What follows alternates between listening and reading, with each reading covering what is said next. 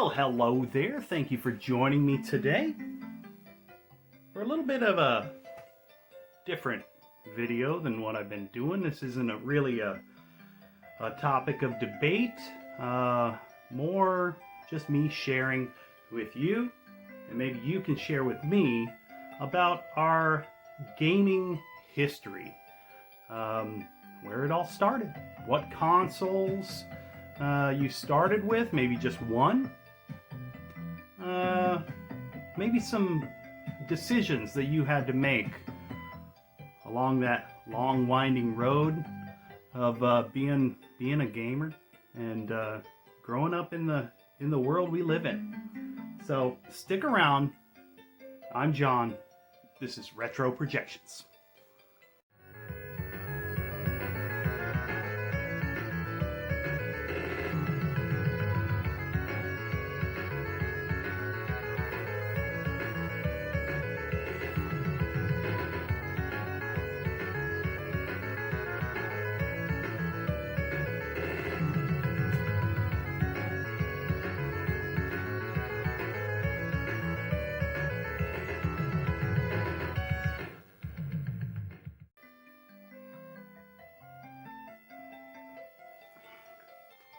Okay, so do excuse me if I get sidetracked in this little story. I'm going to try to stick to the storyline as well as I can, but I'm going off of a memory that is dusty and musty. My brain doesn't work as well as it did a few years ago. So, I think it's important to know I was a child of the 80s. I was born in 81, early 81, so I'm not quite Generation X. I am technically a millennial, even though I'm 40, I'm going to be 43. That's the age group that I'm placed into. Do I feel like a millennial? No, I do not. I had two older sisters who are 9 and 12 years older than I am, and so I kind of grew up getting dragged down the road by them, and I feel more like that Generation X than the generation I was born into. And, you know, when they brought me home from the hospital, this is what we had. Oh my god, it's still plugged in. Yeah, Atari VCS. One of these, with the wood panel. I think we had a 6 switcher originally. And a few games. They weren't affordable in the early 80s like they became after the video game crash. That's when we got the bulk of our Atari collection. My dad was a real wheeler dealer. I mean, he would scour this free classified ad that we had all over our town, and maybe your town too. It was called the Trading Post, and he would look through there and find deals for cheap, things he could fix, things he could flip.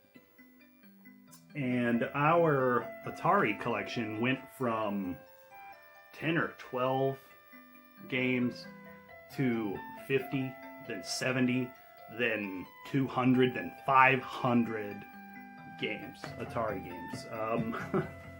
I mean, by the time we got, and actually we had more games than that, but that 500 titles, which is a very large portion of the entire library that we had at our fingertips. I say our. By that time, I was the only one left at home. My sisters had gone off to school and grown up and moved out.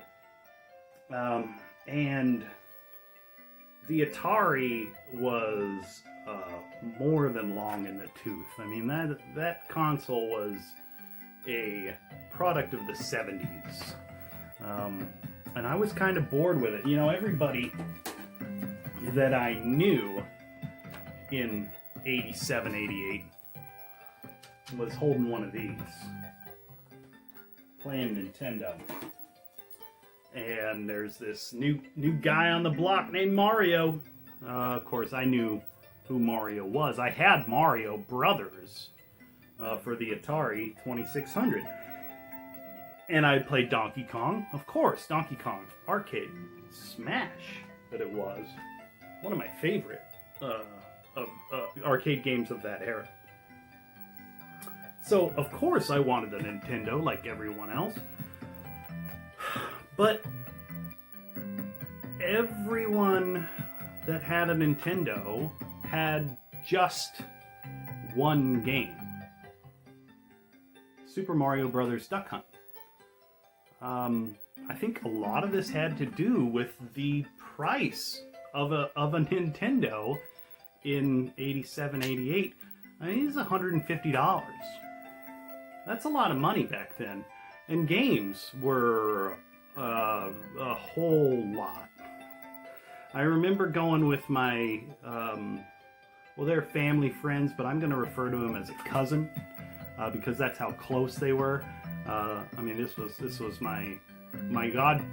were my godparents, and so they're kids. But I remember going with my cousin Steven to Montgomery Ward, and he really wanted Contra, and Contra had just come out like that week. You know, they didn't do release dates back then like they do now. It was just kind of like when you get it, you get it.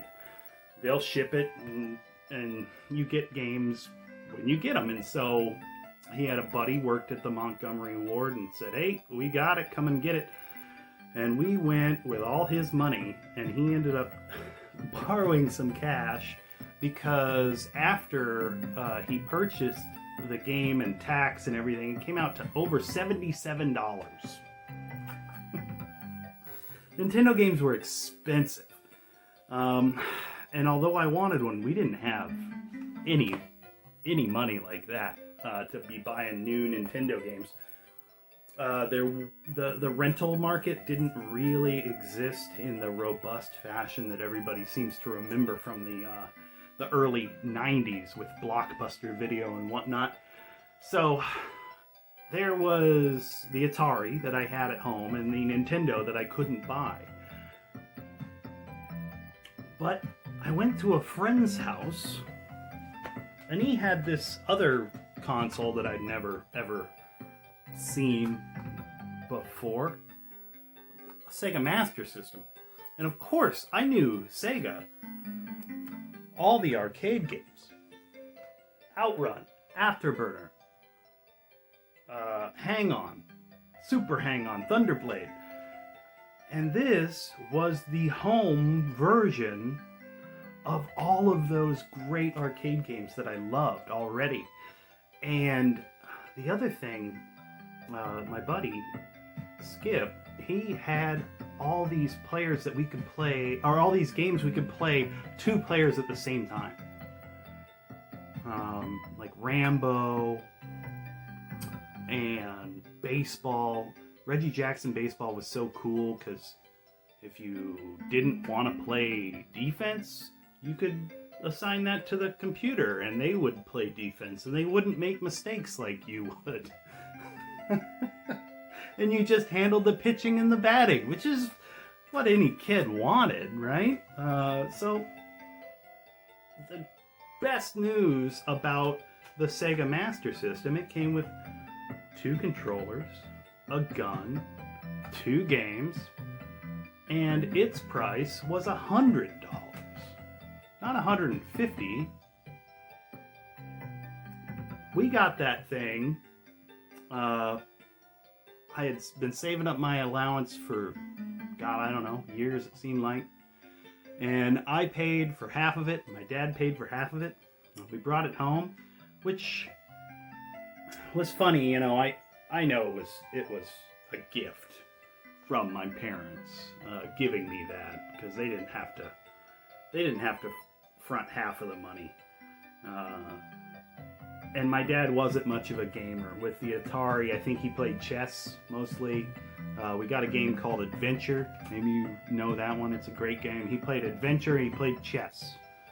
And that was it. So we get the Master System, and he's not really that interested in it. But we found this store in town, and they had a few video games to rent, and they had SEGA. And this is the first game I ever rented, Wonder Boy in Monsterland. This is my own personal, really beat up copy, and I love it. We got this, I don't know where my dad got it. He brought it home, and he said, you know, after renting it, I had looked to buy this, and I could never find it anywhere. This is the only copy that I've ever seen in person. Nowadays, you can go on eBay and find Wonder Boy in Monsterland anywhere. And you know, I know this is different for those of you in the UK. Sega Master System was a much bigger thing there than it was in the States. I had a Master System, my friend Skip had a Master System, and this guy in class named Jesse, who was, you know, one of those like super athletes, great at everything he ever did. He had a Master System, and we were the only three people, I think, in the world, you know, when I was 7 and 8 that had one. So after renting that game and loving it, playing it till 1 in the morning, all weekend, every night, we take it back, and I've got some more money because I want to rent more games. And we take it in to the store, and they say, oh, bad news, we are shutting down our video game rental, and we're selling them all. And this sale's been going on since Friday. And I'm like, wait, I rented this game on Friday. So I go to look at what games they have for sale, and I find Phantasy Star. I have friends that said Phantasy Star is amazing. You've got to pick that up when you can. It was $8. I had $8. I bought it. Not this version, not this exact Phantasy Star right here that I'm holding in my hand, but I bought one for $8. And I took it home, and I didn't understand it. It's the first time that I'd ever played a role-playing game. I thought I had wasted $8 on a game. But my dad, in an attempt to help me figure out what I was doing, he started playing it. And he really enjoyed it. And he enjoyed it so much, I think he became a die-hard RPG fan until he passed away in 2010. But we suddenly had like a link between us that didn't exist before that day, and it was video games. And Phantasy Star it's my favorite game of all time. Well, that and Wonder Boy and Monsterland, for the sheer nostalgia of the entire thing, and the relationship with my father is very important. Going from there weren't many role-playing games for the Master System. There was Miracle Warriors, King's Quest. That really might be it. And we had them. Announced in 1989, summer of 89, was this system called the Sega Genesis in North America. And we were really on the fence about it. We loved our Master System. And we were going to keep gaming on that for as long as we possibly could. It cost $100. And the Genesis was $189.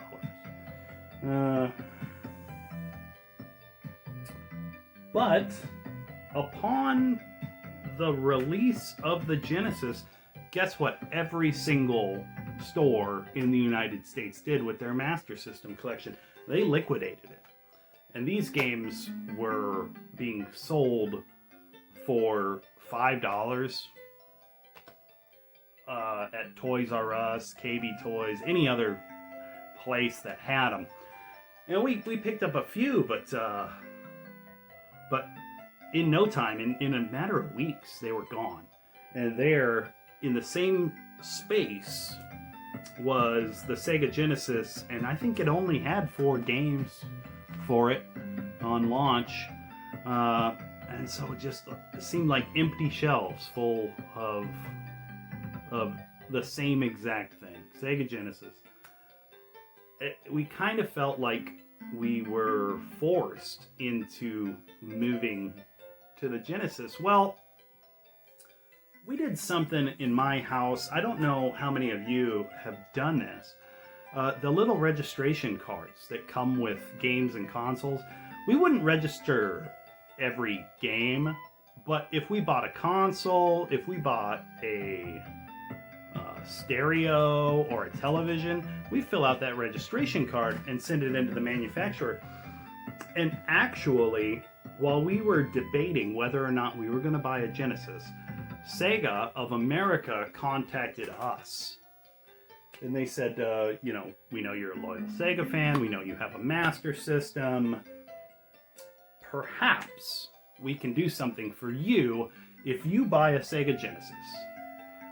We are going to send you a Master Gear converter for free.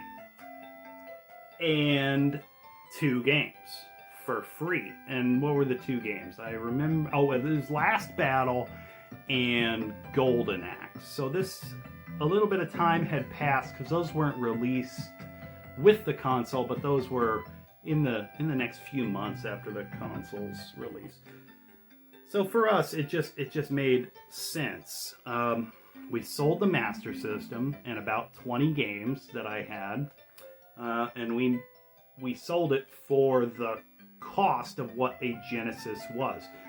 We contacted Sega of America. They sent us the Genesis. They sent us the Master Gear converter a week or 2 later, and then we got the other 2 games, Last Battle and Golden Axe. Around this time, Phantasy Star 2 came out. And oh my God, I had never played a game of that scope before.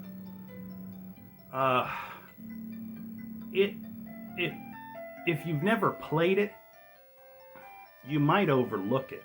It's incredibly difficult. It's very confusing. And it's big. It's really big. Just when you think you're done with it, there's more. Huge labyrinths. Luckily, it came with a big hint book. Very expensive purchase, if I remember. It was something like $70 or $80. Very, very expensive. Video games had become such a important thing to us that I had got a paper route so I could make money, so I could buy video games.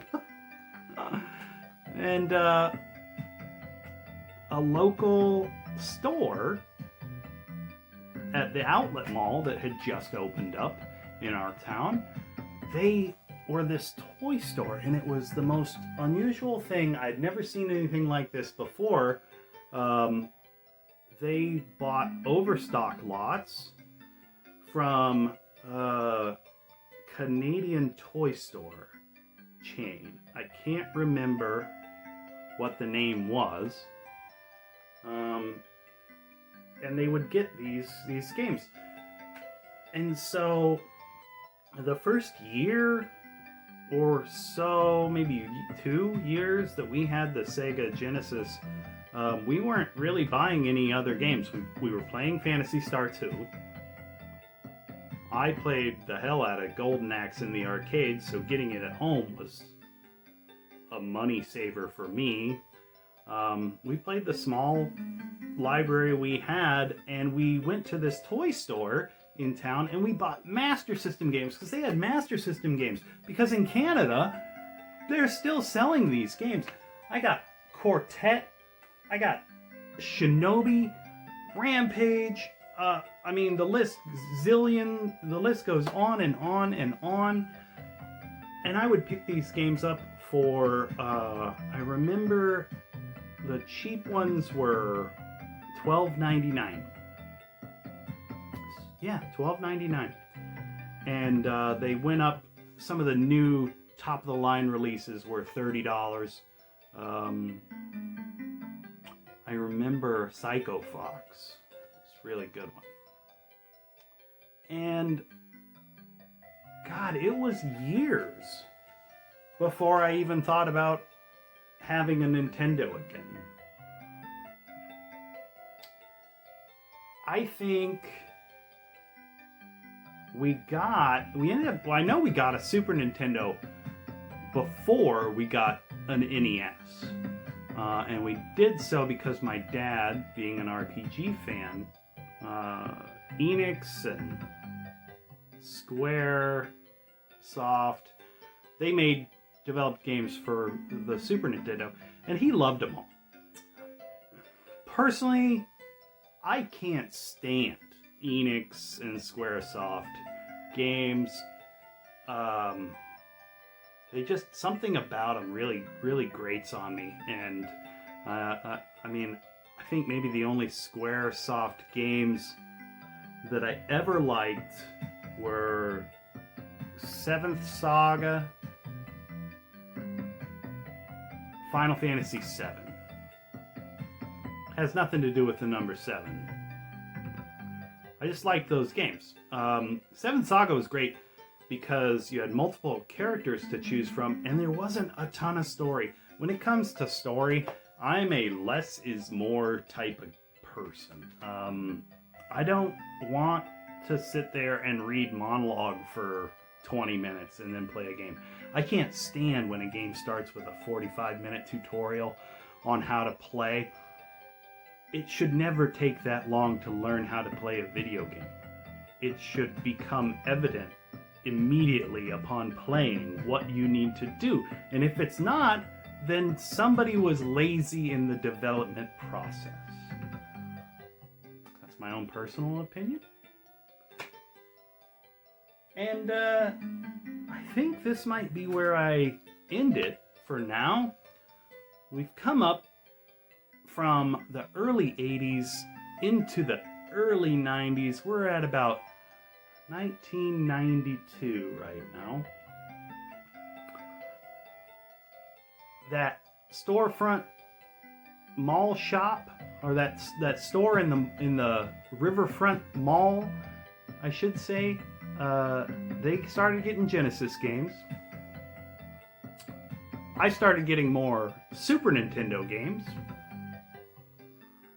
I got a certain game on Super Nintendo that stayed in the console from the moment I turned it on until the moment I beat it.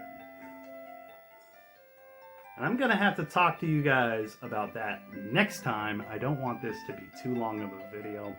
Thank you for joining me for the walk down memory lane, talking about the first few years of me as a gamer.